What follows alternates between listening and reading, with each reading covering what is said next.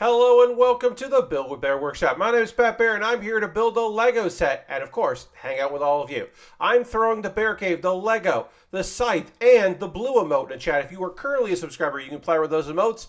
If you're not a subscriber, you can say hi, you can use other people's emotes, or you can just be a lurker, because that's also okay. We got Arctic Sloth saying, back in time from grocery shopping, just in time, welcome back. And then Dirty subscribed to tier 1 for 35 months, so we got to hit the applause in there. Thank you very much, Dirty. Happy to have you here, Dirty. Aristophan is here throwing in the tier 2 emotes. Aristophan is one of my tier 2 havers. Welcome, everybody. We are currently at 47 subscribers out of 50. The goal is to hit 50. If you wanted to gift a sub to someone in the community, you want to become a subscriber on your own because you haven't done it before or you haven't done it in a while, and you're like, I got $5 for a month, or I got my Prime Gaming token, you could do that. That's the thing you can do. Lashbrook's here. Hello, Lashbrook. Am I centered in this? No, not really. But it's the camera and it's not me. We'll talk about it. I got a new table. Thank you, Jay Leska, for that table. Like 80% setters isn't John. Yeah, like I'm not right. So basically, my camera, everything got moved and everything got changed around because I got a table, which is great. New table. It's a square table. So I don't have a very long table I wasn't using. And the big thing, big thing, I moved my third monitor onto a separate table that is not the table that my other two monitors sit on, because this monitor stand, I can remove a thing, moved it off, put it back on its own, like stuff, the hardware it came with, shoved that thing over here on a, I'm on a card table here, a good stock card table, and that is, my other table is currently on like a snack table. So it's sitting there. I need to raise it up because it is too low. It is not in line with my other monitors. So it is down. So I'm like looking down when I look at it a lot. But this is my OBS monitor. It is also my Discord monitor. I could make this vertical if I wanted to. I would have to get gear to do that, but I could. So it could, so it could have like Discord like that. It would look weirder with my OBS, but I could do that. Also, my overhead camera is now not attached to the table that I work from. It is attached to the same table that has my third monitor. So if this table shakes, the table that I'm using, if it shakes at all, it won't, the table will shake and the camera will pick that up, but the camera won't also shake. And because I have removed the third monitor and a lot of weight from the table, it theoretically won't shake as much. This does mean that I've moved everything around. My overhead camera isn't quite perfect. The lighting isn't quite perfect. Also, my new table is bright white, which throws off all of my white balancing with the overhead light and my light and the camera itself. All of that is wrong, and I need to dial that in. Also, eventually, this won't be as bright. It'll fade and scuff and all that. But right now, like a lot of light is reflecting off of it. Also, my third monitor, the colors on this are bad, so it's not the best to be, we'll fix it in post, yes. It's not the best for me to, like, I'm looking over right now, and I'm like, oh, I look really washed out. And then I look at my preview from the dashboard, and I'm like, no, I'm not washed out. So, this is bad for that. I can fiddle around with the settings. I have a remote for it, which is nice, and I can go in and fiddle. So, yeah, a lot of stuff is weird. I'm gonna stop talking for a second, and I'm gonna try to adjust this, and we'll see what happens.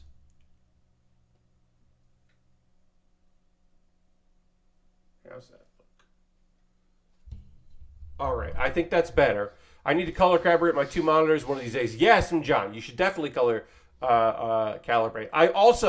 My third monitor, it used to go from my primary monitor was 1, and my second monitor was 2, and my third monitor above it was 3.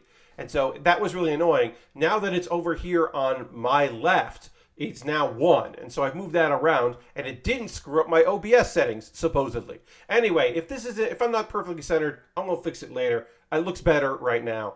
What am I doing tonight? I'm not just talking about my camera setup and all that. I'm going to be working on a Lego set. This is the Lego Fantasy Forest Creatures. Fantasy Forest Creatures, not Fantasy Forest Creatures. Fantasy Forest Creatures 3-in-1. Was purchased off my Amazon wish list for my birthday, which is lovely. And it is a 3-in-1, so I'll completely build. We're going to start with an owl and a hedgehog. And then we're going to jump into building after that. I don't know which one we'll do. The second one will either be a deer or a squirrel. And it might be the squirrel, and then we'll save the deer and a bunny for last. But yeah, so we're going to start with the owl. It's the biggest one of the 3. This should be a fun, cute kit to put together. I'm looking forward to it. Lasper says, I got my monitors secondhand, and one of them is way out of whack on its color calibration. Likes to revert back to normal if I wake the system up when it's going to sleep. That sucks. At the very least, even if it's like out of whack, it shouldn't like revert. That sucks. I'm sorry, Lashbrook. My 2 main monitors here are identical monitors. So they look perfect and are identical and on the same line, and everything is great about them. My third monitor is not that. Also, is again, I have to raise it up. But I could also make it, like I said, I could get. I'm gonna put a like movable, like adjustable stand thing for this. I think probably at some point on my wish list. I don't know. Probably not. I'll probably just put a box underneath it and raise it up. I think that's probably the best way. Because eventually, when I don't live in this place and I have like a real actual desk that's not a folding table, and it doesn't shake because it's big and secure and made of metal or wood and stuck in place, I'm going to get my third monitor back up there because I did like having that monitor. It does mean, though, that my overhead camera, it doesn't have to be higher than that third monitor, which is awesome. It can be a little lower, which is great. Anyway, I'm going to reply to my tweet, and let's get into some Lego because I do have a lot of stuff to talk about here. Shout out to my boy Frank out there who is not watching right now, but did. Hey, Lord Crashton, and welcome. But shout out to Frank who did pick today, the last day of June, in order to fully come out, which is great. Frank is a pansexual and rules, and I'm very happy for him. Frank rules in general, but also rules that he is now finally comfortable in presenting all of himself to people, and that fucking kicks ass. So, hey, here's the thing. Pride Month is a great month to come out. The last day of Pride is still fucking Pride. And then also, I'll encourage folks to say, hey, sometimes you just start telling people or talking about it. You can make a grand gesture, and grand gestures are fucking big because they fill you with adrenaline. But also, I can also just recommend you just start adding it to your conversations you have with people as if you've always been talking about it. Like, I've been talking about being the fact that I am demisexual for a bunch of years now. There was never a point where I was like, hey, I'm finally telling people. I just like put it in my Twitter bio and started talking about it and explaining it. And then I added it in a comedy routine. And then after the first time I did it, people were like, did you just come out? And I'm like, I don't know. Whatever. Because I just like doing it. If you come out the last day of Pride, you won't forget it. Indeed. I got Teardown from the Steam sale and has been enjoying to see how much I can ruin my frame rate on some of the fan-made maps with some of their wild weapons. Yes, when I showed off Teardown, let's go to the overhead. When I showed off Teardown, I made I tested everything before the stream because I didn't want to break my computer for the stream. The frames did get some choppy on a few weapons in my thing, but not nearly as bad as some other people faced. All right, so this is my new overhead. Lighting is not where I want it perfectly. In fact, I can maybe even just... Can I adjust this here without... Yeah, that's already better. So lighting isn't perfect yet. In a quote-unquote perfect world, my ring light would be around my camera, but I would have to attach it to the apparatus holding up my camera, and that feels dicey in a way that I'm not interested in. So right now my light is like shining from the side, which I don't love. I could also maybe figure out a way to have it shine, because what it needs to do is shine like this way here, but also not block my webcam, and that's unfortunately tough. I can also move my webcam so it's not centered, but I like it being centered. I just like that. But yeah, overall, I think it's looking okay. I'm not. This is dead center, which is actually all right. That's looking pretty good. That's looking all right, honestly. I am okay. So I am like a little angled wrong in my overhead, and I do need to fix that before Saturday. But for tonight, like, we're gonna be fine with that. But yeah, you can see that this is, for me, this looks perfectly like straight here, and that's not accurate in the overhead camera, but that's okay. There's got a good giant apartment building made of mostly wood that's been fun to destroy. Lord crashing, that does sound fucking cool. I hope everyone's doing good here. Oh, I got an email. Oh no. I you know what? I bet I'm not getting $100 Visa reward card from ADT. I bet that's spam, Google. Is anybody else's Google been real shitty lately? They let a bunch of spam through that is like very much clearly fucking spam. Like, no one is giving me a gift card to anything. Google, Gmail, Alphabet. Nobody's giving me a fucking gift card in my Gmail account from a company that I don't have any emails from. Ugh, frustrating. Yeah, I've just been getting a lot more. I wake up to spam, and it's just like, oh, I have some emails. Cool. Oh, no, it's nothing. John says Google is giving me money, so I'll take it. Yeah, there you go. All right. So let's start building an owl. Hey, everybody. All right. I have talked about my new table setup. Again, there will be some shake, but the removal of a third monitor will reduce that shake quite a bit in my belief anyway. That is my belief, so it'll be good. It has been McAfee every day for a week. Oh yeah, I've gotten like a lot of McAfee. I think it's McAfee. I've gotten a lot of those for a while now. Yeah, just a lot of like. My favorite is like, hey, your plan is expiring soon. Click here, and it's like, I don't have one of those, so it's not.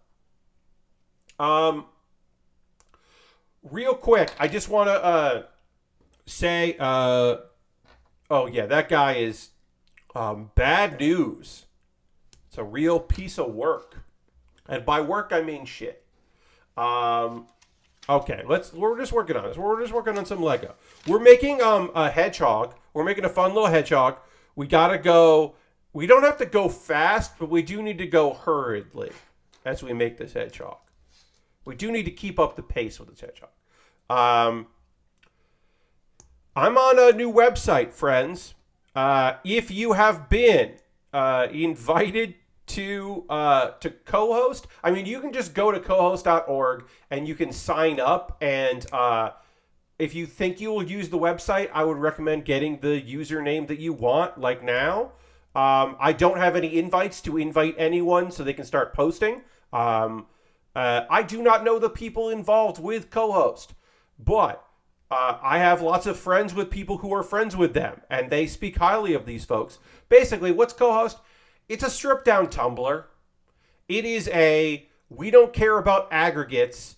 We don't even tell you how many people, like, we can tell you that notifications that someone's liked your post, but your post, like, doesn't have, like, a number on it that I can look at, and they don't care about the numbers, and they don't want you to care about the numbers, but it's still like posting like photos and like mini blog stuff. Right now you can't even like natively run video in there that I know of. There might be a way around it with CSS that I don't know enough about CSS.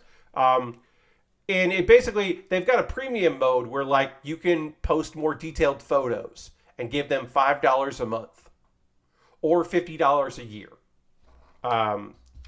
Save a little bit of money. and that's it right now.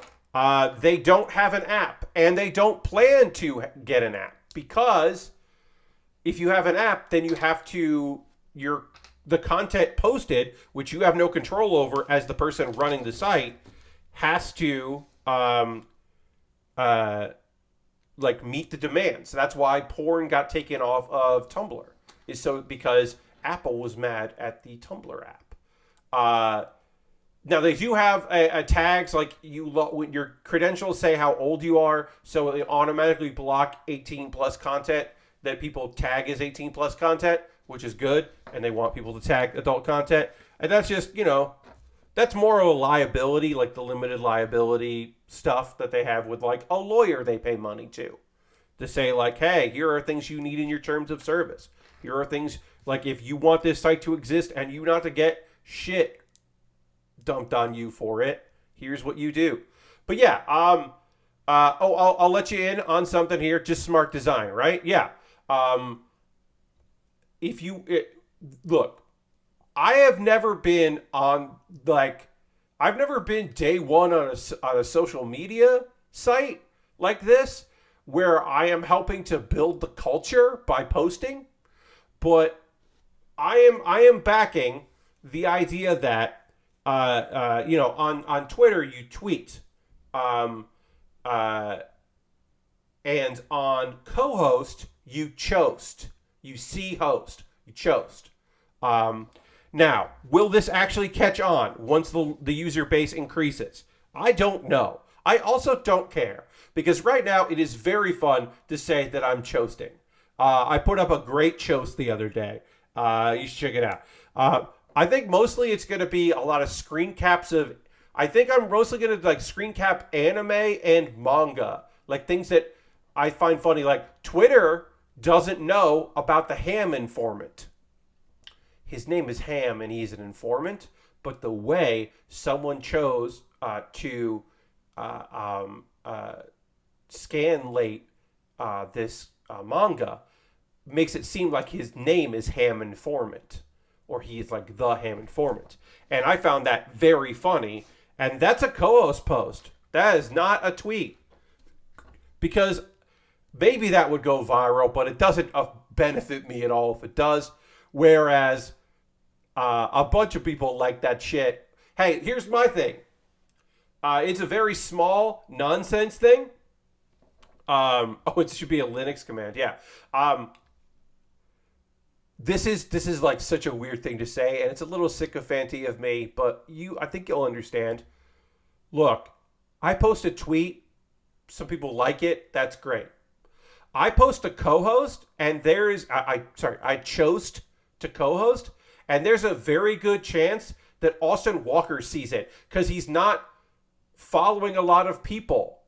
So Austin might see my funny thing and hit like on it, and that makes me happy. So like, and I am not exclusively, but there is certainly like an amount of posts that I am making for specific people. And it feels a lot like Tumblr, where I was just trying to get Trin Garitano to like my Tumblr posts. Like that was a goal. It was like, did Trin like it? Okay, good.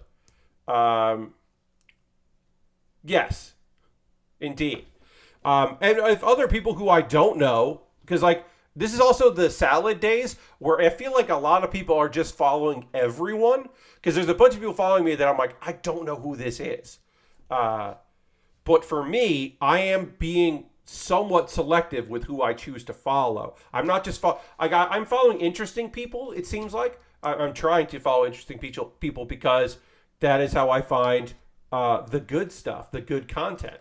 But also because like you can't upload songs right now. You could link to things, but you can't like upload things on a server. You can't upload native video or embed.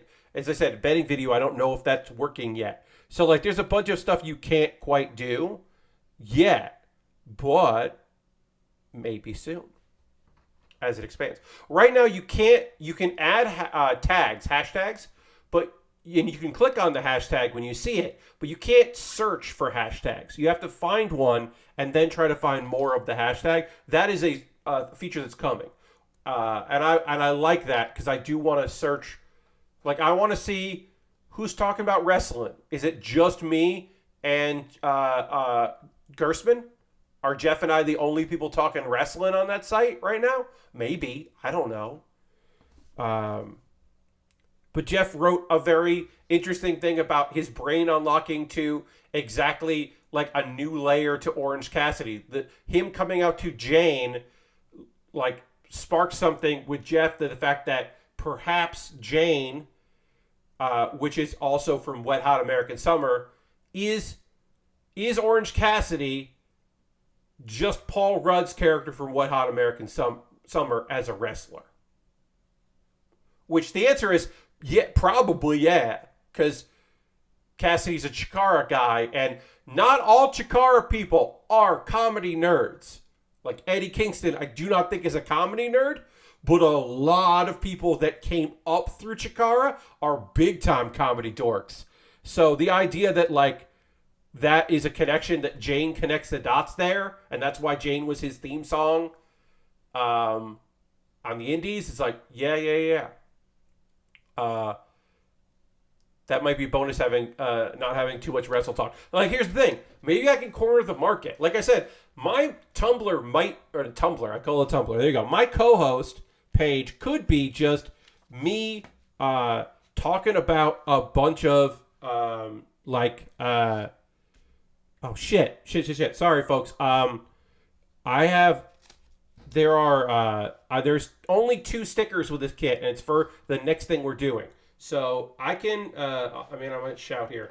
I am going to go to this screen for a second. And I got to go get this thing, so hold on. I got to find it. I don't know where it is. Where is it? There it is. All right. Sorry about that, friends. I didn't have this set up. The new and improved Dave Meltzer. Yeah, it's a pretty low bar to clear. Indeed. Yeah, I'm the new Dave Meltzer. Oh, shoot. There we go. Hey, it's me. I'm back. No, I love the idea that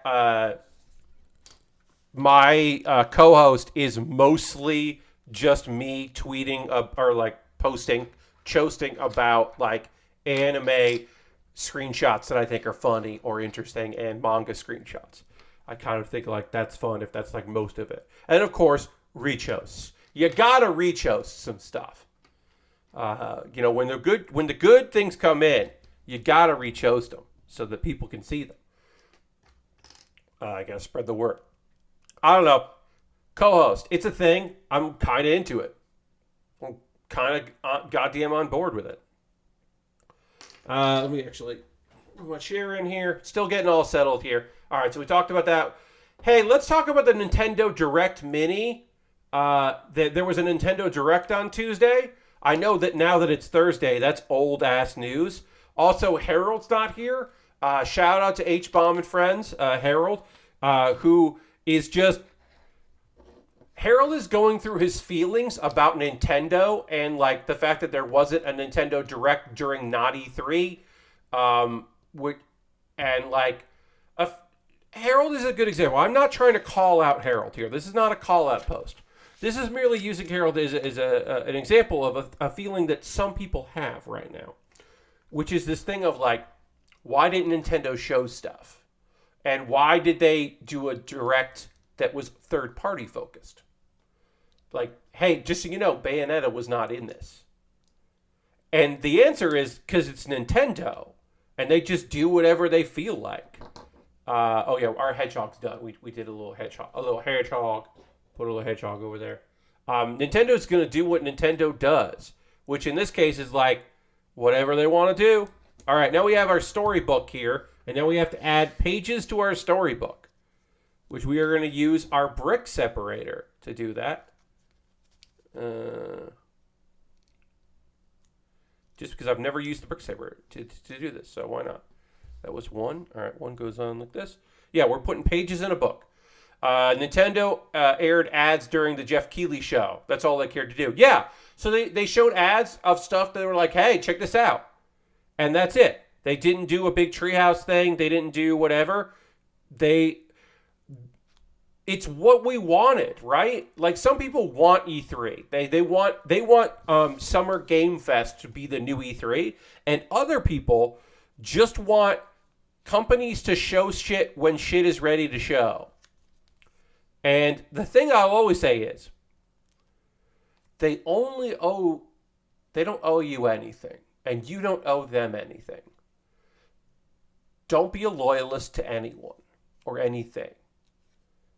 These are marketing, and I know that you get. I get hyped. I get psyched for stuff, and new shit comes through, and things that look cool as hell, and stuff that I'm like, I don't give a shit about this, but I bet somebody does. Or I know one person that's just like, Railgrade is the video game that I've wanted my entire life, and fuck yeah, dude.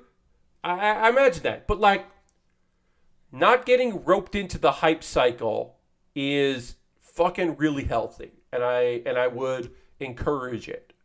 They did a big thing for Xenogears, which comes out in a few weeks. Yeah, because they want you to they want more people. They're like, if we do this, maybe we'll sell X amount more copies of Xenogears. Great. Is it what you want? No. Do you want Bayonetta and Breath of the Wild 2? Sure you do. Do you want, like, the next mainline Mario game? Of course you do. Do you want, like, another, like, 2D Mario, like, side-scrolling Mario fun time? Sure. A surprise here and there? Okay. But, like, I don't know what to tell you. Xenoblade. Yes, Xenoblade. Yes. I don't know what to tell you. You weren't getting that from Nintendo right now. And maybe you will soon. But we can talk about... I finished the book. The book. Oh, I guess I could. The book. The book. It's kind of fun. The story time. Little story time here on the stream. Because our owl is reading along with our little hedgehog friend. This is very cute. All right, let me withdraw here a bit. Too much. There we go. We'll do it like that. I understand, Aristophan, and no sweat there. All right, now it's time for Owl. It's Owl time. All right, I'm going to go through this. We're going to talk about this. If you have any thoughts on any of these games, you can let me know as I go through them. Ooh, maybe I could put this here. Oh my God, that's so much better. I was putting it on this side, and my light was reflecting off of the booklet, and it was bad, but I'm going to put it over here, where the light is not reflecting back at me off of this. Hedgehog is reading upside down. You're right. There we go. Now Hedgehog's reading right. Oh my God, this is so much easier to read over here. Hell yeah. Okay, Monster Hunter Rise Sunbreak.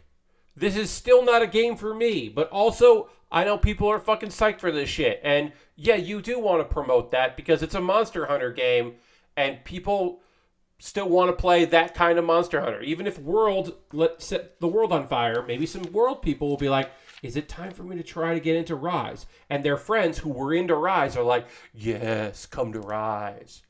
Iceborne and Sunbreak for the last two Monster Hunter expansions. Hell yeah, right?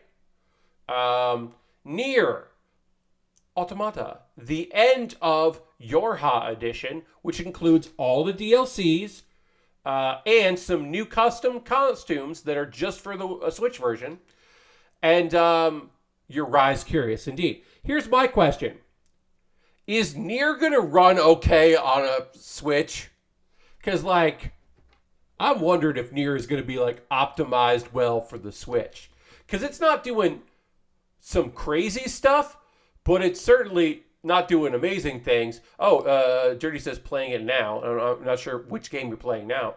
But you have Rise on PC and haven't started yet. Hell yeah. They confirmed 30 frames per second. Lashmark, that makes a lot of fucking sense. So maybe not the most optimal way to play Nier, but also probably a pretty good price for playing Nier. And because you get all the DLCs and some cool costumes. So that's fun. I can't imagine Nier runs well since that wasn't the case for the on the other consoles. Yeah, maybe they've really optimized it. Maybe they've gotten their shit together on Nier. Or the people, maybe they reached out to certain people to help work on the port, and the people that did the port were like, "Oh, we gotta clean this up." Sometimes the ports are better than the original because of time and money and talent. All right, Lorelei and the Laser Eyes, which is a moody puzzle game. Made by the people who made the very excellent Sayonara Wild Hearts. Sayonara Wild Hearts was fucking fantastic. So the idea that they're making another game, Lord Crashington, you can like log in and create like your name, but you can't post yet because they have exited friends and family, and they have entered invites, so like friends of and family right now. Yeah, so you need an invite code to start posting and to create your profile information and all that. Yes, they are not in the anyone that wants to can like post there, because they are kind of, they just jump. Also, they're a team of 3 people, and they just jump from like a handful of folks using it to like several handfuls. I got my invite code from somebody. So, no, Arctic Sloth, paying will not unlock that. And I believe they make that clear. But it is not pay to post right now. Paying is just like a tip that gives you like, because paying only gets you better photos. Bigger, like, maximum of uploading photos and like a couple other things. There's not a lot for pay. It's mostly a tip jar. But yeah, I think they made sure that is not, paying does not mean that you can just use it. I mean, Sayonara Wild Hearts rules, and I love the idea of moody puzzle games. It'll look cool. I'm gonna keep an eye on that. Super Bomberman R2. Well, now we know why they're gonna stop support of R1, so they can try to get everybody to buy Super Bomberman R2. I guess seems really fucking shady to me. This isn't shady. This is cool as hell. Mega Man Battle Network Legacy Collection. I have not done all of the research on all of the ways that this, like, it seems like this is going to be like 2 different collections you can buy, and it's like half on each. And then the physical one, I believe, is all of them together. And it's like a limited physical release, I believe. That's what's happening with this. Don't 100% quote me. It wasn't R1 that got shut down. It was a Battle Royale Bomberman game that's getting shut down. Okay, my apologies, Lord Crasherson. I knew that they had shut down a Bomberman game, but it was okay. All right, well, there you go. Anyway, Mega Man Battle Network Legacy Collection. I remember liking several of the Mega Man Battle Network games. I didn't love it when they started getting into the like they were doing the Pokemon like, okay, well, you get this one and your friend gets this one, and then they're exclusive for each. But they did that with like, there was one of the games had like 3 versions, and it's just like that's too much. Okay, so Super Bomberman R and Super Bomberman R Online. That's terrible. Yeah, the red versus blue type stuff with exclusive chips. Yes, Jatsu, yeah, there were exclusives between the 2, and then there was like at least one thing where there was like red, blue, and then also green. You know, that kind of thing. I think it was XYZ was that. I can't remember. And I thought that was like pushing it too far. It's just good. This is fucking a good idea. Basically, Build Divers is just Battle Network. Because like Battle Network, also the anime based on Battle Network is good. Mega Man EXE, Rockman EXE, of course, in Japan. Mega Man EXE was like a good little anime, like kid anime about like a dude and his Navi friend Mega Man, and like shit got weird. But it also, that anime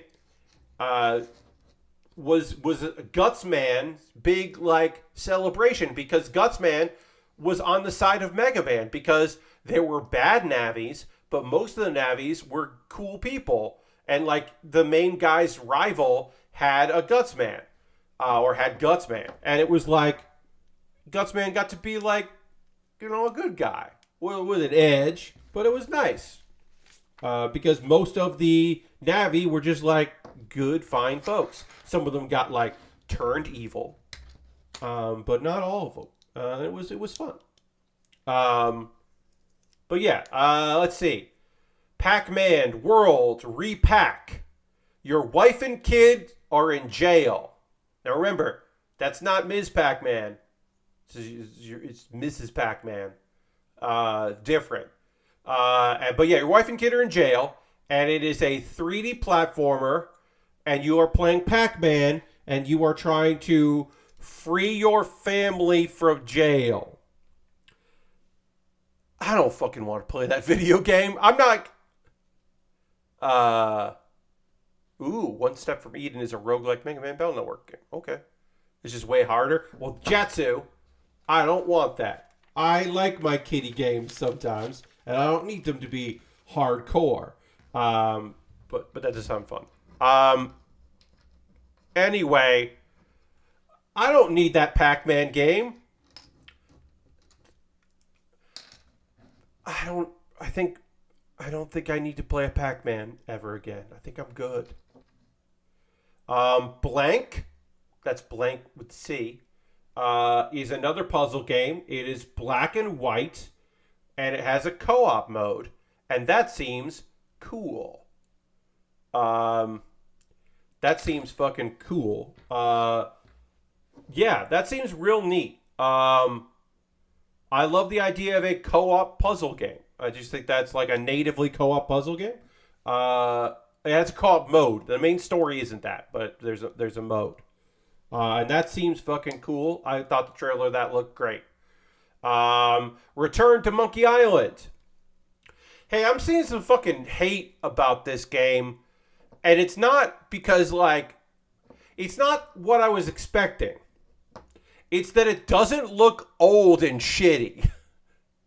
And I guess I should have expected that like, dumb internet weirdos would be, like, mad that Ron Gilbert isn't making it, like, perfectly old. That he's, like, maybe trying to get people who aren't dinosaurs to play a Monkey Island game and, like, honor the past and make a game that he's wanted to make for years. Yeah, they're just like, it's just like, yeah, it has a different art style, but he's still making you a fucking Monkey Island game. It's what you want, which is a Monkey Island game made by Ron Gilbert. So, like, who cares? You're gonna play it either way. There's no reason to fucking give a shit about the art style, because you're gonna play it. Because if you will go to Ron Gilbert's blog to write a bunch of bullshit, you already pre-ordered it. And you're already getting it. And it's just a waste of time and energy. What are we fucking doing? God damn it. Pisses me off. Or it's a deal breaker. The art style isn't what you wanted, and it's a deal breaker, and then you're never going to buy a Monkey Island game again. In which case, who gives a shit? Yes, it also has different art styles. Spicy Buster says, I don't get the hate. Hasn't the art style changed with these games? Yes, also. So, like, if Return to Monkey Island looked identical to another Monkey Island game, it wouldn't be a real Monkey Island game, and we're getting a real Monkey Island game in 2022. God damn it. Pisses me off. It's like, no one gives a shit that, like, being a grumpy asshole doesn't, like, this game doesn't make you young. It can't and won't make you young. Like, your like dreams of nostalgia and your like fantasy of, also, even if it looked like the old art style, it still wouldn't look like you remember it in your fucking mind. It still wouldn't look like that. Yes, the EGA and the VGA, indeed. Yeah. I don't know. I don't fucking know. Um, it's ironic that Ron Gilbert's internet name is Grumpy Game, right? Ugh. Turns out he wasn't the grumpy one. It was me, mad on his behalf, who was the grumpy. I was the grump. Let's keep working on this owl. This pretty cool owl. I put one of these. I need one of these. Wait, this one. Mario and Rabbids Spark of Hope is coming out on October 20th. You gotta save the sparks. They introduced the sparks, and you gotta save the sparks. And it's a Rabbids game, and I don't know what else to say. Like, if you like the first one, this is it. It's more of it with other stuff happening. If you didn't like the first one, I don't think it's gonna make this one better for you. I don't think they're gonna change your mind about it. And if you didn't play the other one, I don't know. I bet that's really fucking cheap. I just like the idea that Ubisoft gets to make a game with Mario in it. That's fucking weird. It's fucking weird that the only nice person at Ubisoft gets to make a cool Mario game, which isn't fair. I'm sure there are other lovely people at Ubisoft, but you get what I'm saying when I say that. When I say, oh, it's weird that the nicest person at Ubisoft gets to make a cool Mario game. Also, because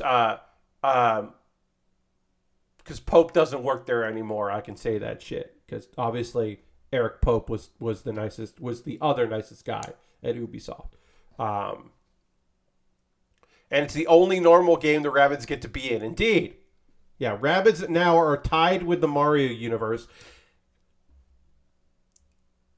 Rabbids for Smash is what I'm saying. No, I'm not. I'm not actually saying that. I am merely making it a good joke about it, but I'm not actually saying that. But what? Unless no. All right. What else do I want to talk to you about? Little Noah, Scion of Paradise. It came out during the Direct, so it's out now. It is a fantasy RPG.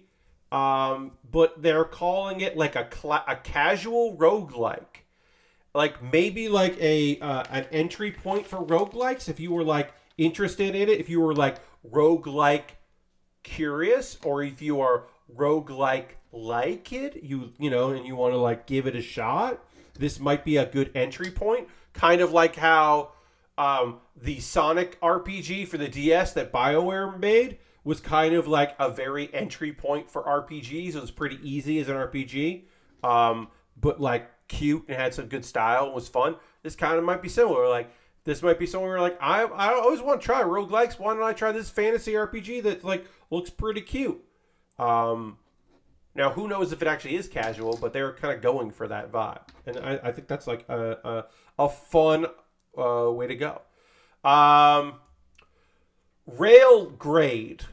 You build a train system, and it's not just building a train. It's building systems of trains and dealing with transportation issues, and it's basically Sim City, but you're train focused, I guess. And Railgrade is a good name for that. But I think that's the only thing I'm interested about it. That it does nothing for me. I'm not a train fanatic myself. I don't got heavy train vibes.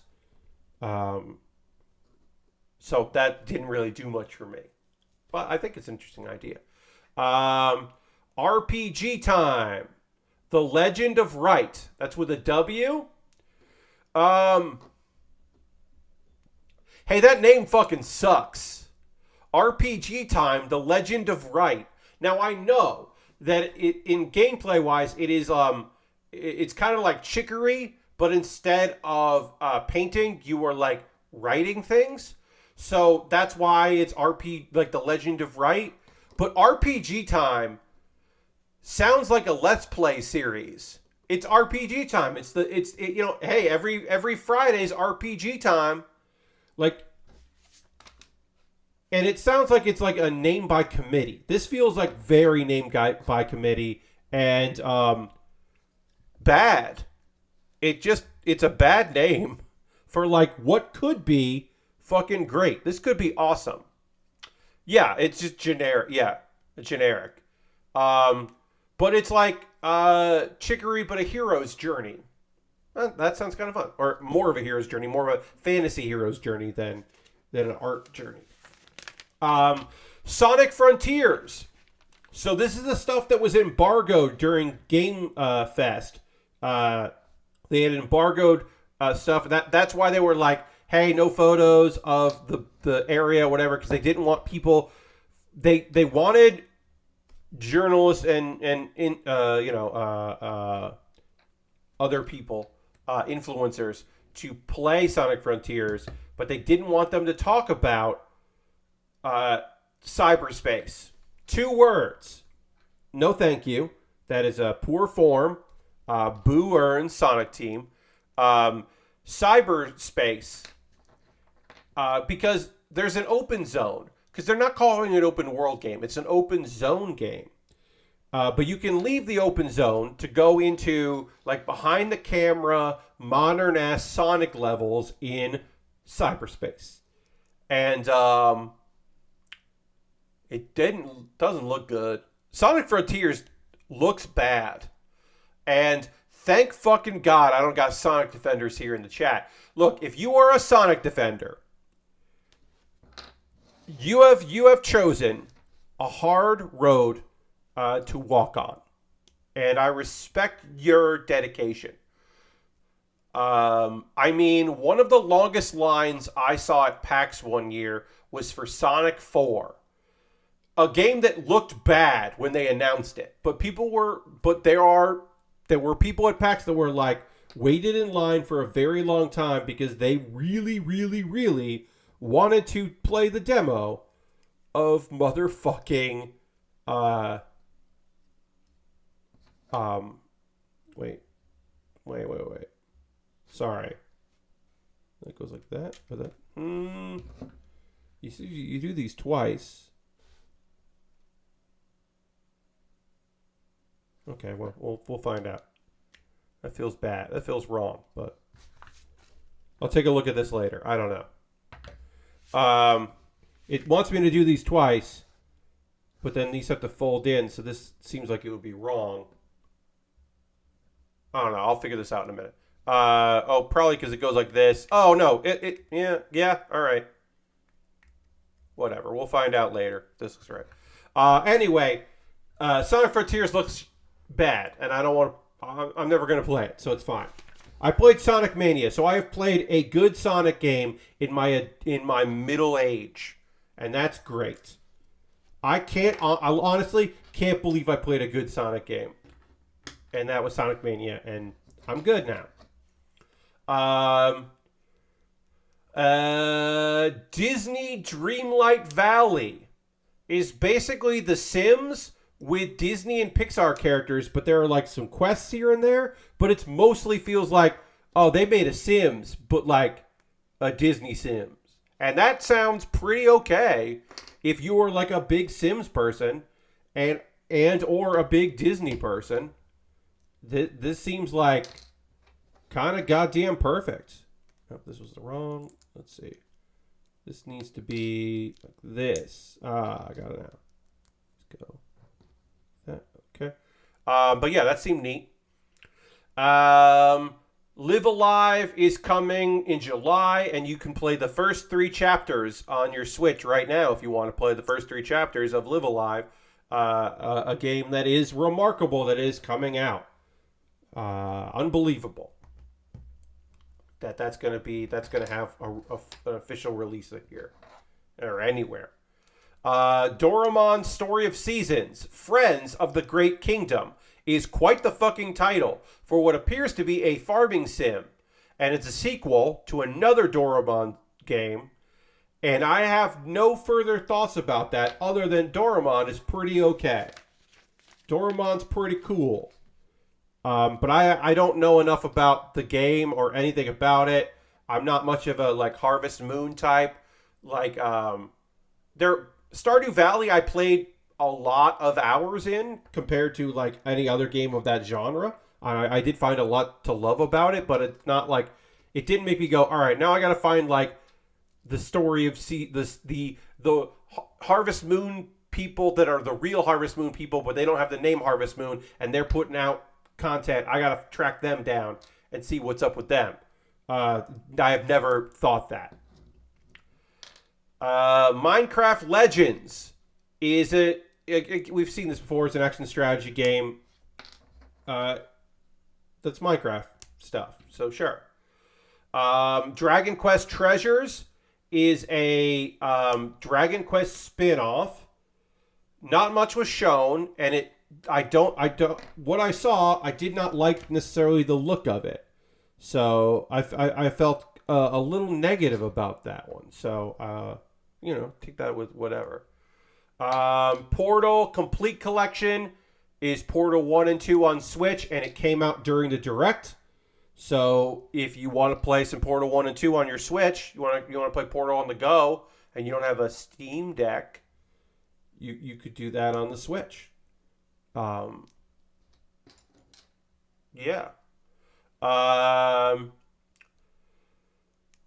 Harvestella is a farming game, but also it has RPG elements. And it the trailer made me think of like the Tales games, like Tales of Symphonia Tales games. And Harvestella, I think, is like a good name of like, this is what this shit is.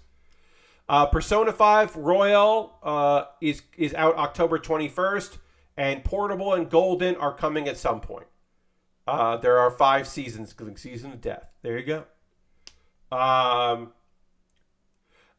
So Persona 5 is out on the 21st, and then the 3 Portable and 4 Golden are coming out. And of course, like some of those are already out, and on 4's already been on Steam for a while, and it's probably that version, which is fine in my opinion. That's that version. Was I not supposed to make 2 of these? This is not the right piece. I made this incorrectly. Let me get my brick separator and see if I can brick separate these pieces. There we go. This was wrong. I just was like, oh, I made 2 of the other ones. I probably make 2 of these. Nope, I was only supposed to make 1 of those. And this is different. It's somewhat similar, but it's also different. So we'll do that now. And then also, hey, what we got here? Puppet Jared is rated. Hey, welcome, Raiders. Happy to have you here. Thank you very much for the raid. I'm working on a Lego set. If you were unfamiliar with Lego 3-in-1s, basically, you get a bunch of parts and you can make a thing, and then you disassemble it, and you can make something else, disassemble it, make a third thing, all with the same pieces. You can't make all 3 at once, but you're using a lot of the same parts. We made a hedgehog here. We got a little hedgehog friend reading a storybook, and we're making an owl, which apparently the owl is hanging out with this hedgehog, helping it read. I don't know. You make up your own story. And we were just finishing up talking about the Nintendo Direct that happened on Tuesday. And if you were unfamiliar with that, it was a third-party focus. They didn't show Bayonetta. They didn't show Breath of the Wild 2. And also the American one, the US one, didn't show a game that the Japanese Direct showed, which probably means it's not coming out over here. But it also is the fucking coolest game. They showed the coolest game there, which is Ultra Kaiju Monster Rancher, which is a Ultraman-themed Monster Rancher game. And you make monsters, and then you battle against other monsters, and you use the, scanning thing on the Switch that only really people use with amiibos, but you can scan things with that to make your random monsters. Because Monster Rancher used to be able to scan CDs. You can't scan CDs anymore. Yeah, and you're making kaiju monsters in the world of Ultraman, and you're battling those monsters against other people, And it sounds cool as hell, and I bet it doesn't come out here because it wasn't part of the English direct. So I got to assume that it is a Japanese release because they're just like, nobody knows Ultraman, which maybe is fair, but also would still be cool. Like, maybe more people in the U.S. know Monster Rancher than they know Ultraman. Probably not, because there have been attempts to have Ultraman like work here in the United States and in the Western world. Like it has worked in the past. I just don't know. I was just like, what's going on there? Is it getting an SE Asia release with English translation release? Maybe Last Rock. That's also a possibility. And then you could just like get it on your Switch. That's totally a possibility. Netflix does have an Ultraman show. You're not wrong, 56 Mouse. They do have that Ultraman. So like, yeah, I don't know. Our owl can stand up now. That's cool. It was kind of a bummer. Let's see. Well, we're going to talk about some other stuff here. It's 10 p.m. I'm going to quickly just check a thing here on the Twitter machine. All right. Yeah. Okay. All right. Friends, Jared has been kind enough to raid me previously, which is awesome. My name is Pat Baer. I build model kits and Lego sets on Mondays, Thursdays, and Saturdays. Hit the follow button if you haven't already, if you're interested in checking me out in the future. We talk about anime and video games and wrestling and all kinds of things here. I spent a good 15 minutes talking about my new setup because I got some new gear and changed everything around, and it's a work in progress. Not everything's perfect, and my camera isn't perfectly centered on the table, which is frustrating for me. But also, occasionally a thing that I will do is I will plug what I'm up to right now. And just mention a couple things. So I'll do abbreviated because that way we can keep talking and we can keep working on Lego. I'll just put in, I would love it if you clicked on this link and went to my YouTube channel, youtube.com/PatBaer, because I post videos there. Every other Monday I post a video about something to do with anime that I'm interested in talking about. New video coming out this coming Monday. Every Wednesday I put out videos for a series called Do You Remembaer, where my last name is Baer. Get it? So I look at a video, I read something and then I shoot a video about that subject and try to remember everything I can from it. And I'm going to put a link there for my Do You Remembaer. And this link is about the band Chumbawamba, because I heard Tump Thumping in a CVS and I was like, I want to know more about Chumbawamba. Here's some fun facts of things that I remember even after recording it on Monday. Chumbawamba formed in 1982, and they broke up in 2012. They were a band for 30 years, and that's ridiculous and cool. Tump Thumping was a good opening song on that album. Yeah. They made a lot of albums, and they were signed to EMI, even though they had written an entire album about how EMI sucks shit previously. But they still signed with them because they were like, look, it's capitalism. We might as well at least get a better reach. Every record company that we're going to work with is going to be a for-profit endeavor. So we're just going to go this way. Which is like, you know. Anyway, I talked about Chumbawamba. Anyway, also I kind of just wanted to say Chumbawamba a bunch in a video, and I did. I made that happen. Is there anything else? I have a Discord where I post build photos at the end of every stream. People post stuff they're working on. My Discord, my Discord is like very chill. There are days where not a lot of people post in there, but you should check it out if that's something you're interested in. If you're looking for a chill Discord that has like a model kit focus. And I don't know if there's anything else I want to say. Oh yeah, just because this Lego set was bought on my Amazon wish list because my birthday was last week, And some people bought me some birthday stuff. But yeah, I got an Amazon wish list of stuff that you could buy there that will come in the mail, and it'll jump the queue, and it'll be the next thing I build. I got some cheap Lego in there, and some Pokemon kits, and some cars, and some model kits that range from being not that expensive to, hey, why is that so fucking expensive? Why is that kit $48? I don't know. Why is the Zabia, the black and silver Zabia, $50? I don't know, but it is. And I got some gear at the bottom. And I'm going to add in some more gear stuff. But yeah, check that out. And let's get back to building.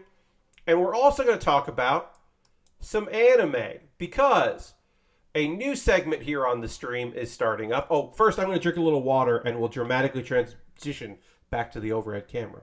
Dramatic.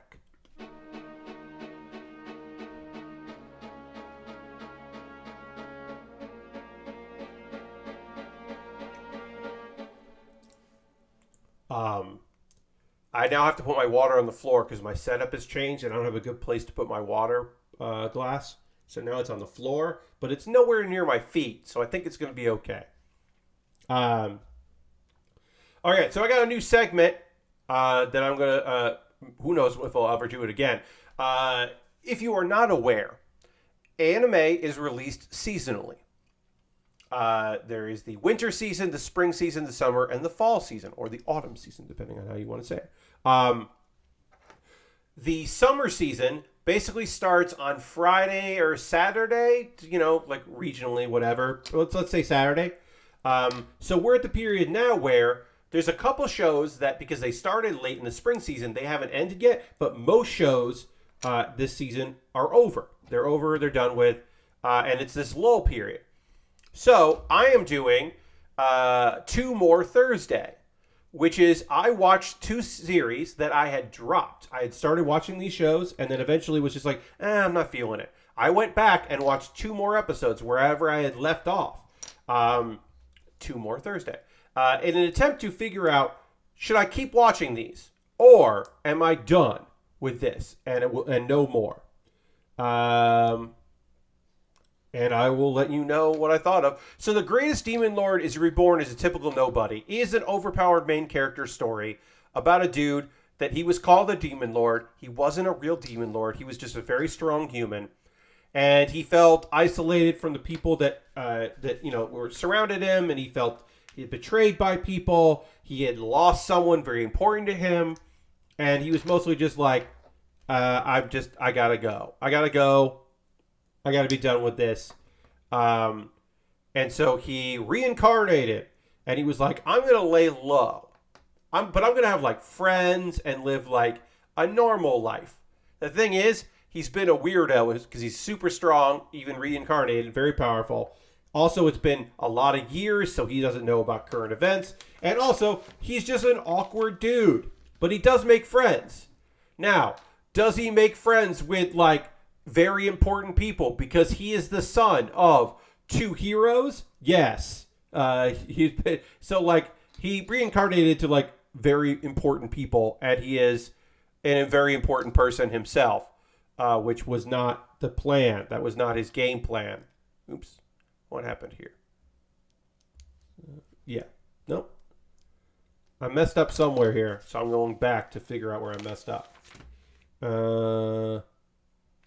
All right, so that goes like this. And then this goes... Sorry, buddy, just give me a second here. I'll figure this out right quick. Nope, this doesn't look right.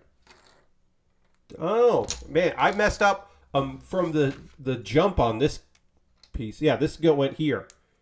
This went like this. Yeah, I messed this up like immediately. That was very fun. Luckily, it's Lego, so you can just fix your mistakes. Anyway, I left off after he defeated a big evil, which was like remnants of an evil god that was trying to use his girlfriend or best friend or whatever as a sacrifice because she is like a descendant of the evil god. And he was like, yeah, I'm not going to abandon her. It's fine. Whatever. Yeah, she's like my friend. She's like my first friend. So like, yeah, I'm not going to, it's fine. Just because she has like evil god in her doesn't mean she's an evil god. It's fine, whatever. And then we got introduced to like a character that knew him previously that had been stuck somewhere for 3,000 years, the entire time that he had been dead. And that was weird. And then it's a plot by another person. And then like, basically, it just gets more and more nonsensical and less good. And I am not going to finish this series. I will not be continuing this series where I left off. I still have a couple more episodes left because there was a reason why I dropped it. It wasn't because I was too busy or I had too many shows at that time slot. I just stopped caring about that show. It would be like, I would talk about it on Thursdays. That show came out on Wednesday, and I wouldn't watch it until like 7 p.m. Thursday night, like, pretty soon before my stream, because I was like, oh, I gotta finish. Like, if it's a slog, I'm not gonna do it, because there wasn't anything like engaging about it enough to justify me spending my time on it. So that's dropped. 2 more was too many. And then also I want to talk to you about The Executioner and Her Way of Life, which is on the service High Dive. And I think I got bogged down because it got kind of, there's the plot and then there's the real plot. And when the real plot came out, it felt very like typical and samey, because the premise is wild and I think awesome. So y'all know, folks that are new, folks that have been here a while, y'all know isekai. Summoned to another world, reborn in another world, accidentally brought there, on purpose brought there. You get a lot of powers, you do a lot of cool shit. But often, these are teens that are given extraordinary, unbelievable powers with nobody really looking out for them and like keeping an eye on them or training them or having any sort of comeuppance or responsibility or anything. And that's not good. That could wreck the world. And in fact, in the world of The Executioner and Her Way of Life, there have been calamities that were caused by these summons, and it's illegal. And the church, which has more authority than the royalty, it's basically like, look, we got to prevent this. No one can do that. And when it happens, we've got people to take care of it. And those people to take care of it are executioners, like our main character. And our main character runs into a girl, knows what's up, knows what happened, and tries to kill her. And it doesn't work because this girl from like Japan, like her ability is time related. And even though she doesn't actively do it, her body naturally rewinds time. So she needs to take this girl to a big element of the church to like figure some shit out. There's going to be a place that will take care of this girl no matter what, and her magic won't be able to work there, and then they can get rid of this girl. Because our executioner was the only survivor of one of these catastrophes, so now she works to help make it so that people are going to be okay. We had some backstory of the various characters. There's other girls involved in this. It's lots of ladies in the show. And it was hitting that point where I was like, when I stopped watching, I was like, a big revelation about the church, an obvious big revelation of the church. Hey, spoiler alert, the church is evil. Oh, actually, I got one thing I do want to do. I didn't have my sub number up here. And also, we're down to 46 subscribers, which is fine. But I got to change that. Change that to that. Here we go. Great. We're at 46 out of 50. We're trying to get to 50. That is our sub goal. Yeah, the church is evil. And, like, maybe they don't want, maybe they're involved in some of these summons. Maybe they're involved in some of these tragedies. Perhaps not every tragedy happened was the direct result of these travelers, these otherworlders. Perhaps. And that was the point where I was like, I don't love this. And also, this show seems to be like, is this queer baiting? These two girls, are they like developing a friendship? Are we being teased that there's more? There's another girl that loves the executioner, but like, does she love her, or is it like a sisterly love? And is this a tease to try to sell more merchandise or get more eyes on it? Is there going to be a payoff to this? And so I watched 2 more episodes, and I can tell you, this shit is gay. And I, of course, mean that in the most positive way possible. This is a fucking queer story. It's a queer isekai. And as far as I know, it is the only queer isekai that doesn't involve gender bending.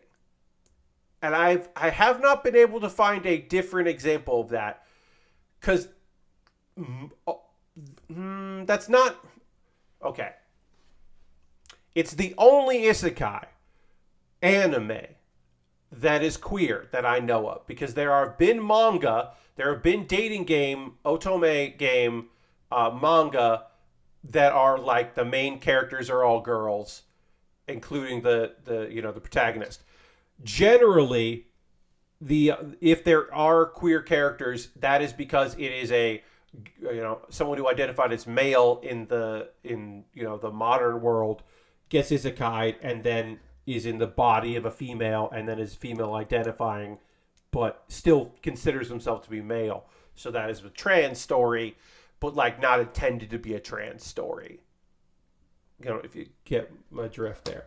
But this is a fucking gay-ass gay story. It's not subtext, it's fucking text. The church stuff still is like fucking obvious and whatever. And the like layers that get uncovered as we go. There is another twist in there that has to do with the time powers that I literally didn't see coming and I thought was great.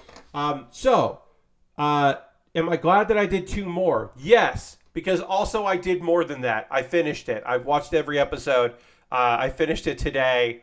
Yesterday I had watched most of it and I finished it up today. I have now finished The Executioner and Way of Life. If you have High Dive, I say check it out. If you like isekai stories, you should definitely check this one out because I think it's good. But yeah, it is a cool drama and a unique story, and I really fucking liked it. And again, gay as hell, and that in a positive way. As today is the last day of Pride Month, happy Pride. It was nice to watch a gay-ass anime. Because we didn't get a lot of like girls doing things this past season, so it was nice to have that. So Saturday, I will have 2 shows to talk about. They will be new series. Phantom of the Idol, which is not necessarily a show I think I'm going to be watching a lot of, but at the very least, I want to check out. That is the interesting story of someone that wants to get out of being an idol, but gets possessed by a former idol who is deceased, obviously. And he's like, sure, take over my body if it means we're successful, because I want to be lazy. So you do all the work in my body. Sounds good. Which is a weird way to agree. It just seems like an odd premise, and maybe is weird enough in the same way that like Zombieland Saga is a idol series, but about zombie girls. That was enough to get me interested in a genre I don't watch a lot of. Maybe this will also, like, this premise is enough to get me involved. And then I'll also be watching Teppen, Laughing Till You Cry, which is coming out on Saturday, and is a girls doing things anime about girls who are studying to be comedians. And that's Inosaka, and that is right up my goddamn alley. There's some manza in there. I think there's going to be some character actor stuff in there. That might be my ideal anime. And I'm very excited about it. Because my Setsu opening act was like good, but it wasn't great. And so I'm very excited about a slice of life about girls like pursuing comedy as a career. That sounds fucking rad and exactly what I'm looking for. So those are two that I'll be talking about. Um, Here's a weird thing. Over, I don't know who has the license to Overlord, because Crunchyroll has been doing a lot of promo about this current season that's starting, and as far as I know, they haven't announced Overlord yet. And I'm like, season 4 of Overlord's coming out. Like, I have to imagine Crunchyroll got it, because I feel like if High Dive got it, they would have said something. And Crunchyroll does do this on occasion. They will like not fucking say a thing. They're like trying to make the most of their announcements and kind of tease things as they go. But like, somebody must have licensed Overlord season 4, because like that's going to be a pretty big show. I don't know. It's just weird to me. That comes out on Tuesday. So I'm like, somebody must have gotten that. Be weird if no one did. I mean, it's possible. We are almost done with this owl. We still got to put the big eyes on the owl. We're working on the head here. So we'll get that done. Oh yeah, one thing we could talk about tonight is some summer games done quick. If anybody has watched any of them, so again, I'm not really watching these live. I talked about this on Monday. I haven't been watching them live, but I have been watching the YouTube, because they upload a lot of the archives to YouTube. So I haven't watched every run, because there's a lot of runs that I like to watch that are like 9 minutes long. Like the first one I'll talk about here. I like watching the short, terrible games, like basically like runners who have been working on a Genesis game for like, 10 years and have thoroughly and utterly broken said game. I like watching those. Like Ernest Evans by Zello in 9 minutes and 7 seconds. That is a very fast speed run of this game that I've never heard of, that is kind of a Castlevania-like, but looks bad. And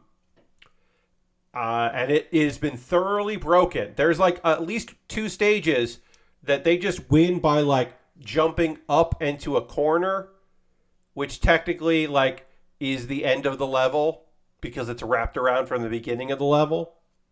All right, why can't I get these eyes to stick on here? There we go. Also, I do want to say one thing about Zello, Ernest Evans, runner, is that he was not at the event. The event is live in person this year. They returned to in person, and everyone's wearing masks. They're social distancing. I appreciate that. The couch is now 2 chairs, 2 love seats, separated. But this runner was doing it from home.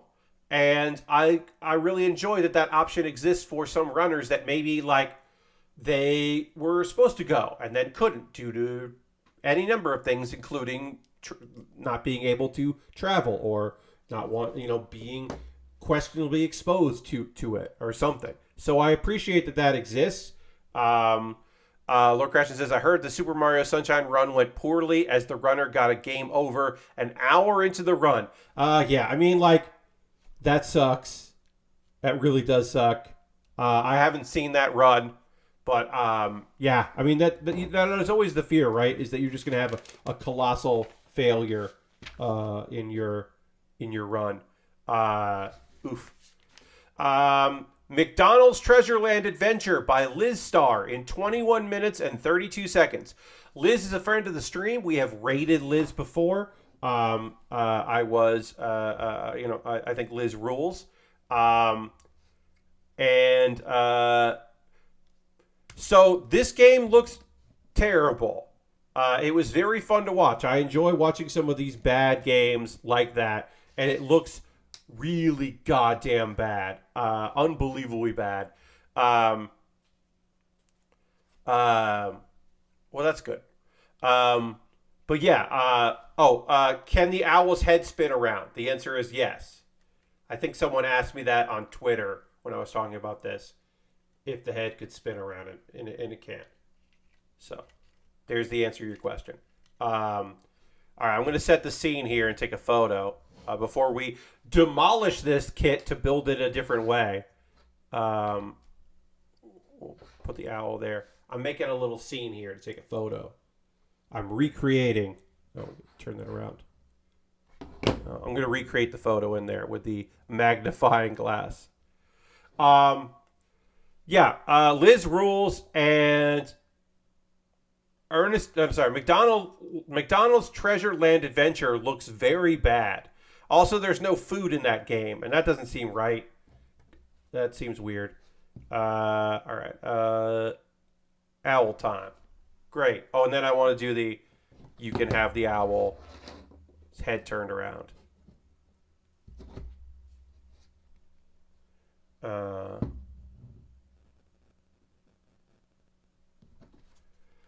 Let's see.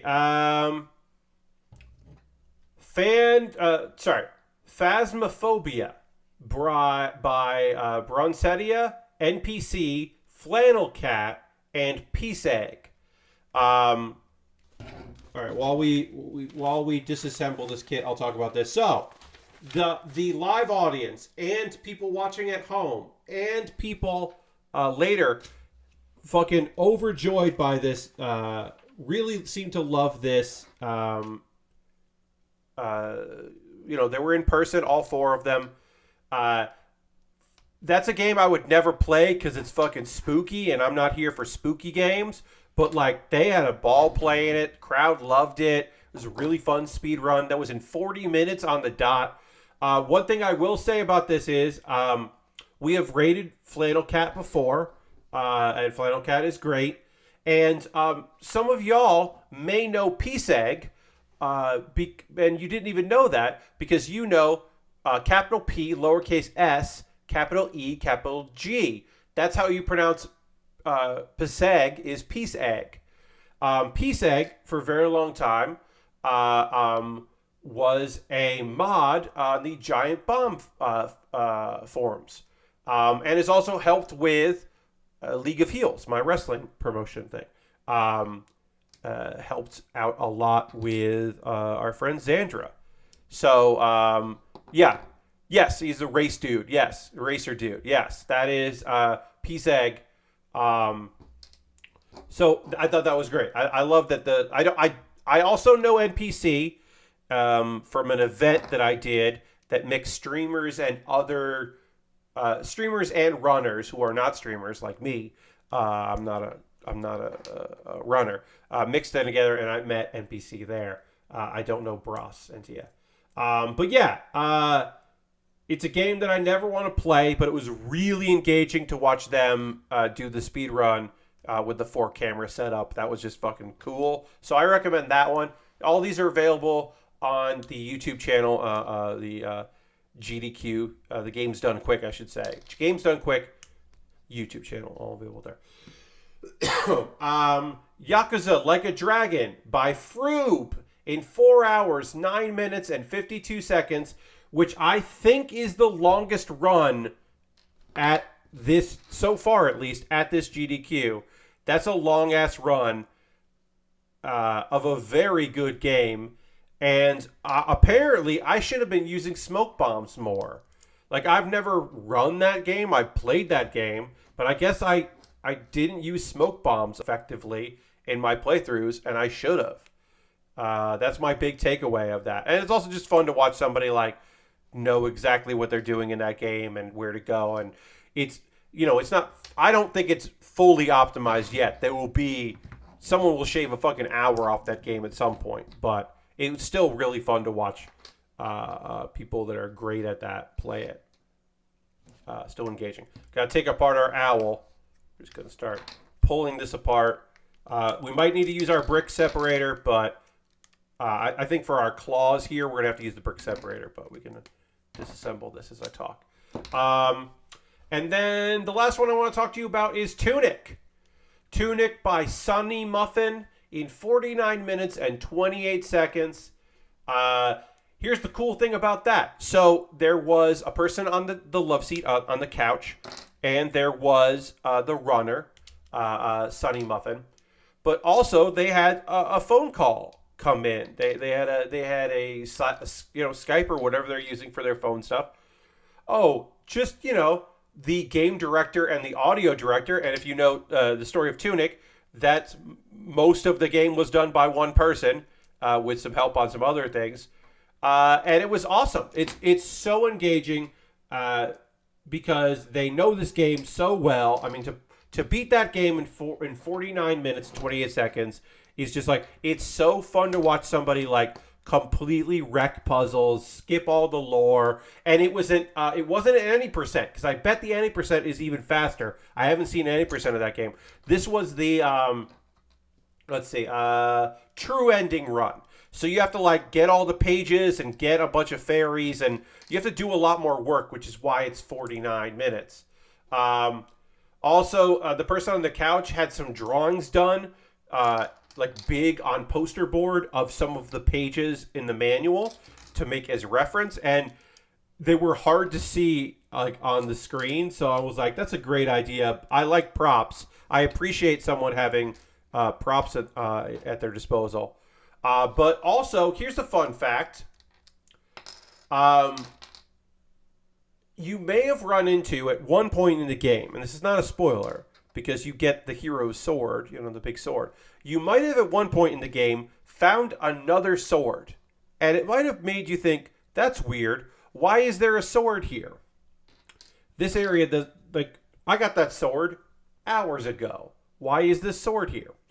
And the answer to that question is because there were people on the team originally that liked to speed run, and if there was a sword there, it could lead to a lot of faster runs. So the sword is there. It doesn't hurt you as a casual player, but that sword, the second sword, is there specifically for runners.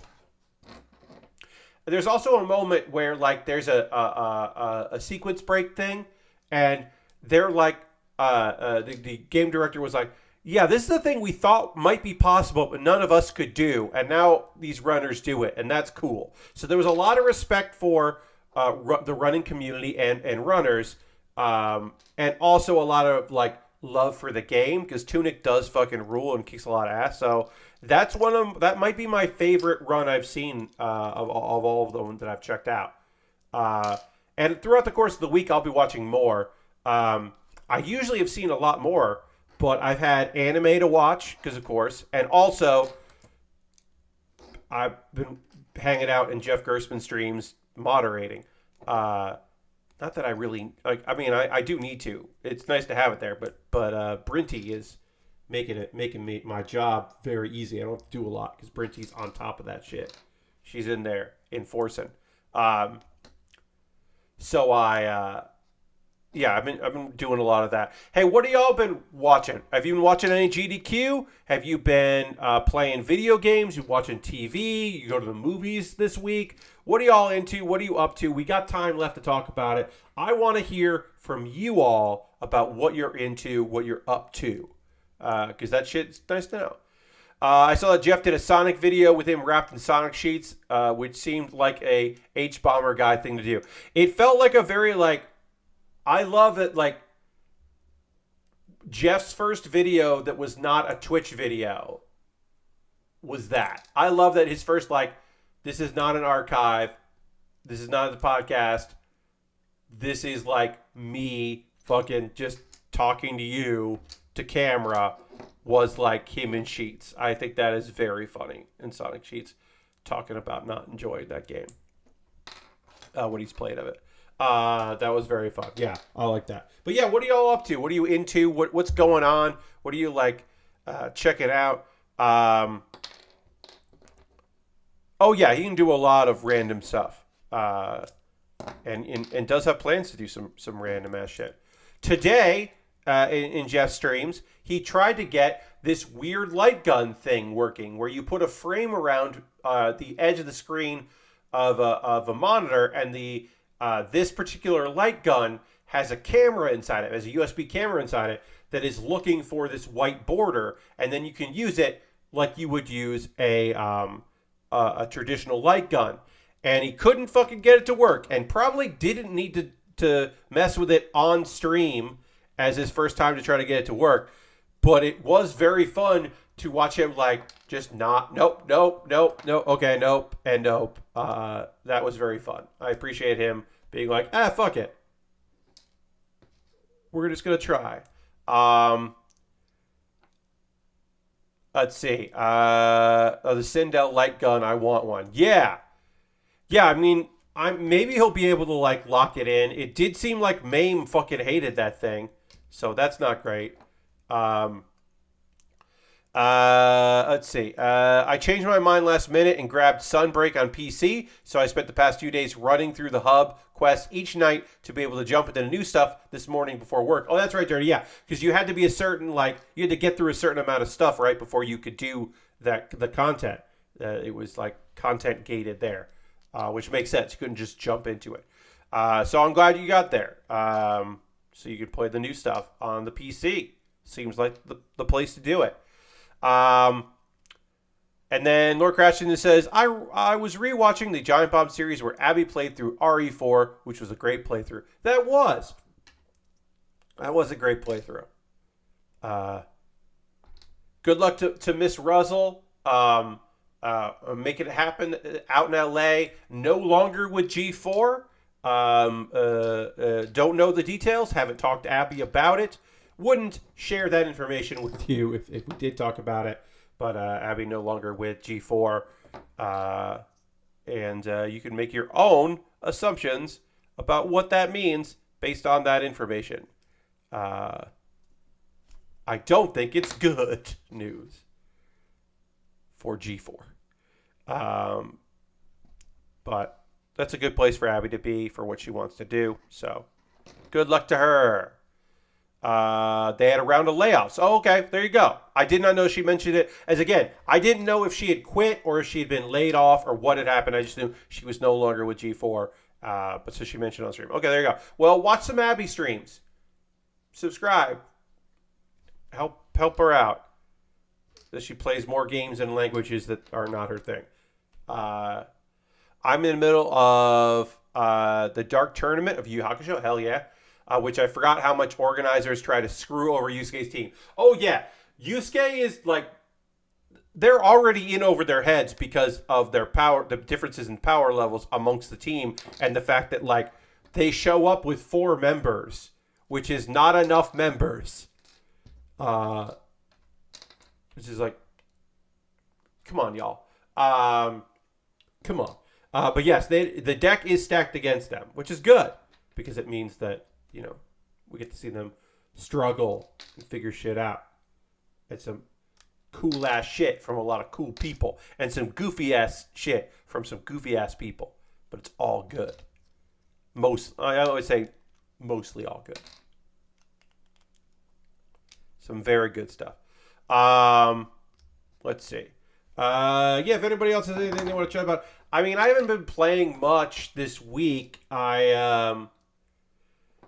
I finally finished the fountain level in Power Wash Simulator.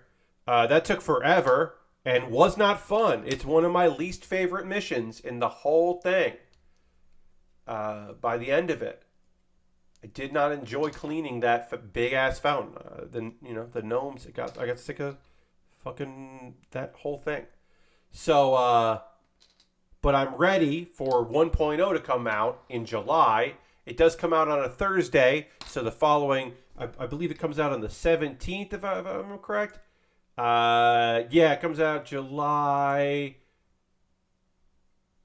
14th. Yeah, it comes out July 14th, so I'll be playing it on Wednesday the 20th. Maybe that's right. I can't remember. But anyway, I think the 20th is the day that I'm going to be playing. You got 2 weeks to go. That's right. Yes, 2 weeks from now, the 14th. But I'll be playing it on the 20th, that Wednesday, because I'm not getting it early or anything. I don't think they do releases like that anyway.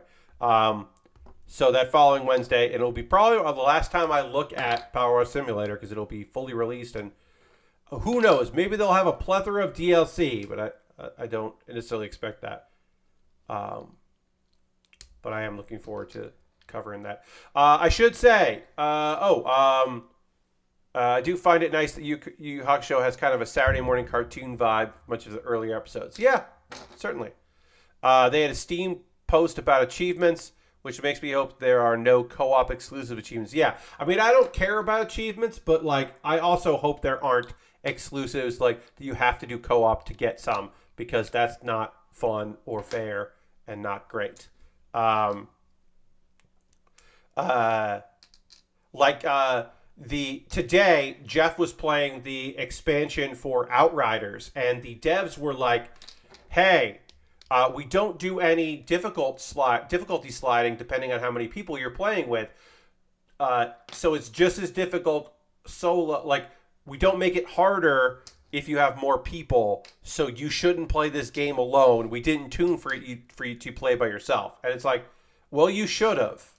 That sucks. Like, come on. I know that's harder to do, but you should have. I don't know. I think that's bad. What was I gonna say? Oh, my stream next Wednesday. Let me just. Sorry. Here we go. Trying to squeeze my chair in a little bit here. I hate games that don't tune for solo players. Yes, I do. I think that is hostile. You sold a copy of the game. Like, enjoy. Let the people have things and like it.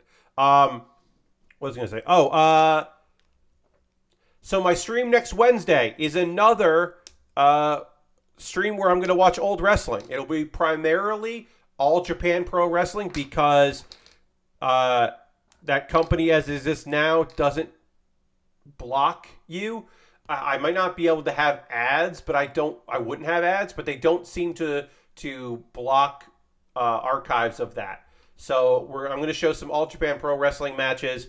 There might be some Pro Wrestling Noah mixed in there.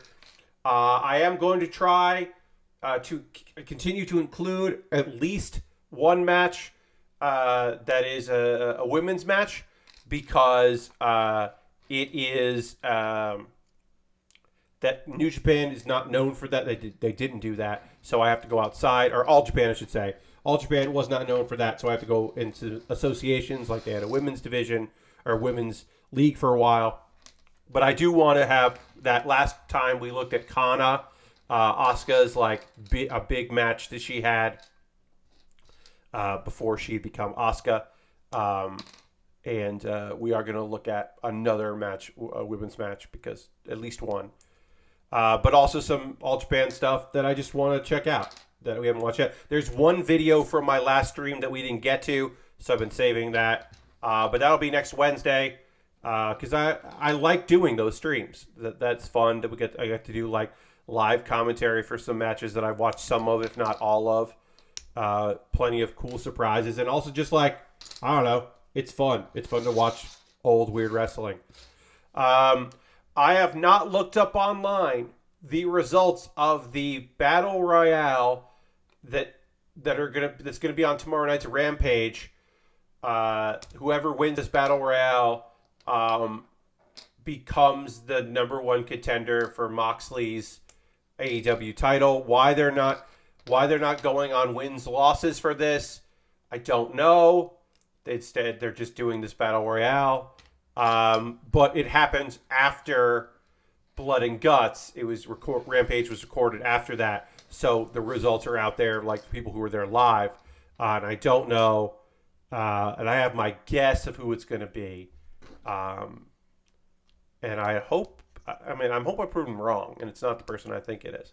I hope it's someone fucking cool that I haven't thought of, and not like somebody obvious. I don't think it's going to be John Silver, but I know John Silver's in it, and I think it would be incredible if it was John Silver.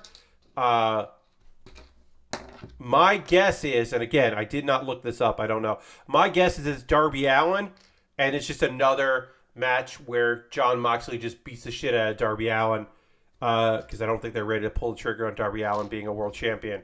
That's my guess. Is going to be another good guy thing. We're just going to get the shit kicked out of him. Take too many goddamn risks.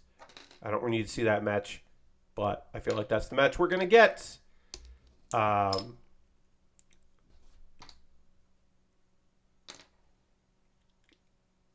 mean, at that point, maybe we would get a stare down between Sting and Claudio. And that would be kind of fun.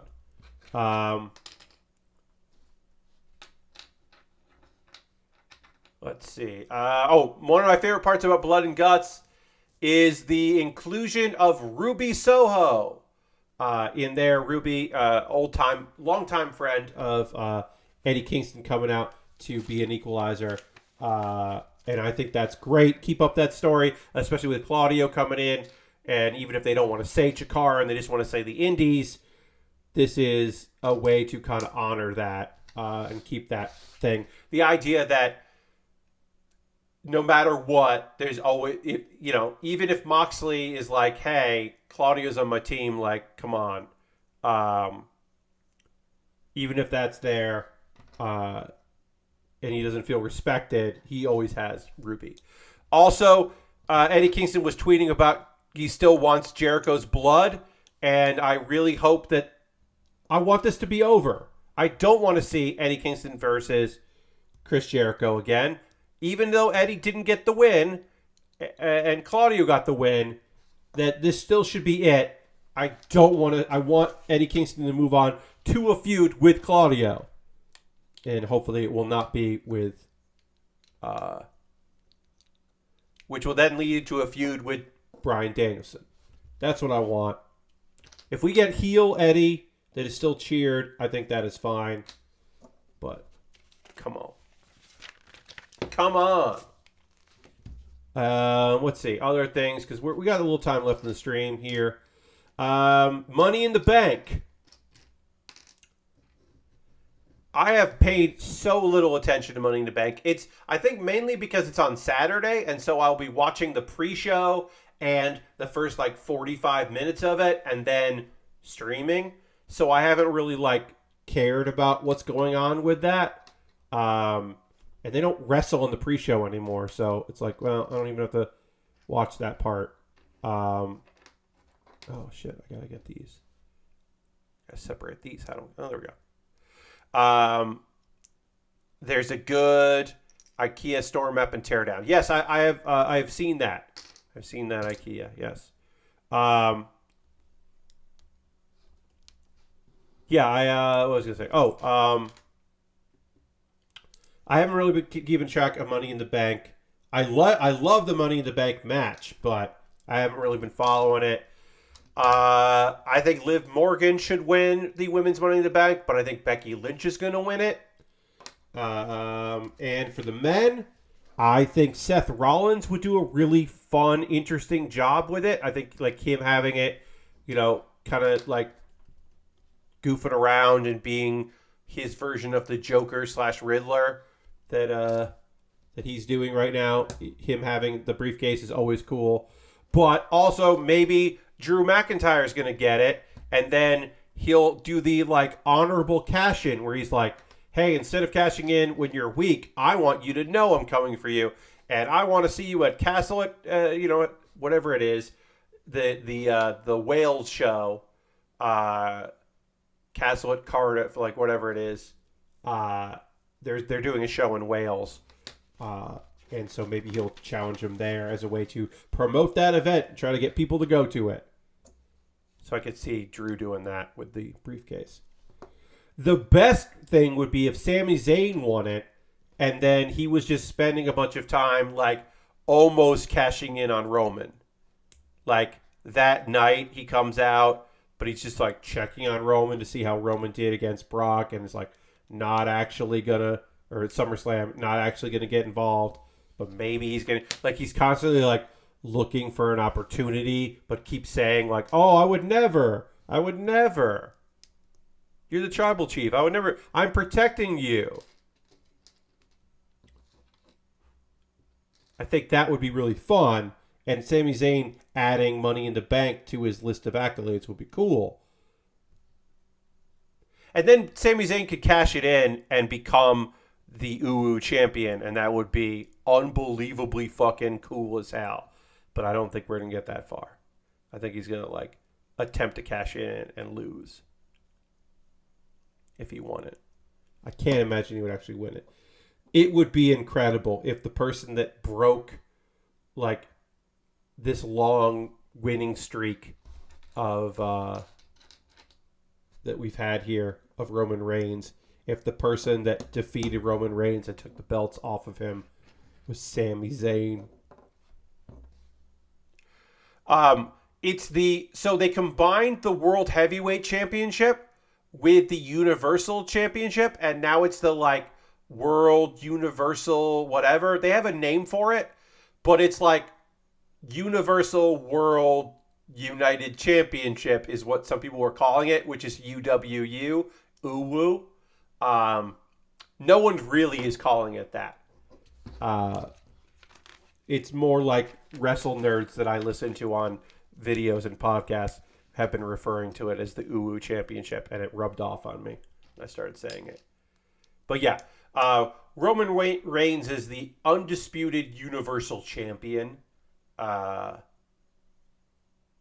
you could say undisputed World Universal Champion, which is UWU or United. You know, there were a lot of ways to try to get there.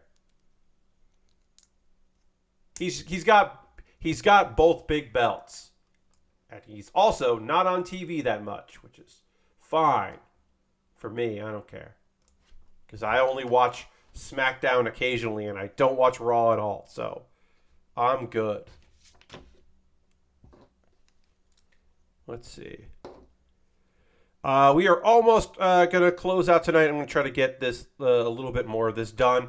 On Saturday stream, we will continue working on this. We will finish up the squirrel here, and then we will also build the deer that also has a bunny. Deer and bunny, as you can see there. And then when this is all completed, the next thing we're working on is the Pokemon Ho-Oh, and I'll show you that right here. It's Ho-Oh, and this has a gimmick, and there's a spring. It's got some sort of flapping arms gimmick in it, and I don't know quite how it works, but I'm excited to find out. And then eventually my patrons will get to decide, my $10 patrons will get to decide what I build next. They haven't had to vote in a while because I had gotten lovely kits. This is the Hello Kitty. Was purchased with a gift card from USA Gundam Store. This was purchased on my wish list. Ho-Oh is purchased on my wish list. So I'm going to build 3 things in a row that were purchased from my wish list, which is, it's been a while since I had that. You know, it was very lovely of folks to buy me birthday gifts of model kits to build. The Hello Kitty one was not a birthday gift. That was just somebody saw a sale and was like, hey, here's a gift card to buy this thing on sale. I know you want it. Which was true. I did. All right, we're going to wrap up there. I'm not even going to take a photo of this because it doesn't look like anything yet. But I'm going to do this to condense all these. I'm actually going to put all this like in a box until Saturday. Because what I don't want is this Lego falling off the table. Me pushing it off the table because that would be bad. Go over here. All right, that is going to do it for tonight's stream. We are going to end with a raid. We always end with a raid. We're going to go give some love to somebody out there in the community that is doing cool shit, that we want to go celebrate them and what they're doing. So we're going to go find somebody to go hang out with on stream. Of course, we also got raided tonight, so we do have to share the love there and send the love to somebody else because that is the proper way to do things. Who's doing stuff that we want to go hang out with? Who's doing things? How long? Oh, let's see. How long have they been? We've never rated this person before, but I want to see how long they've been streaming. Let's see. Nope, they did not. They have not. They have not indicated how long they've been streaming. So let's see if I can. But we should still raid them because we haven't.